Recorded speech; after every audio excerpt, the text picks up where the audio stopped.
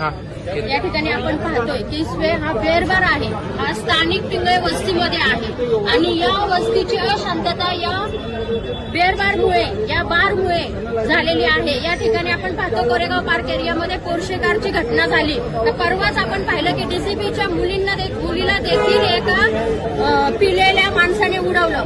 आज पहाटेचे 4 वाजले तरी आम्ही या सर्व प्रकरणाला पाहत आहोत। छोटे छोटे लहान लहान कपडे घालून अर्ध्या नांगड्या म्हटलं तरी चालेल त्या मुली या ठिकाणी येतात। आमच्या मुलांवर संस्कार काय होणार?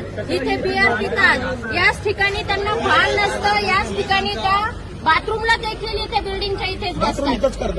अशा आमच्या ह्या स्थानिक लोकांना हा जो त्रास आहे याचा लवकरात लवकर प्रशासनाने काहीतरी इलाज करावा अशी आमच्या सर्वसामान्य जनतेची मागणी आहे। हे आमचे काका आहेत, यांच्यावर हात उचलला। आज एका पिलेल्या माणसाने बिअरची बाटली फोडली। उद्या जर काही झालं असतं तर आमच्या या स्थानिक भागामध्ये या पिंगळे वस्तीला या बारमुळे या पिंगळे वस्तीचं नाव खराब होत आहे।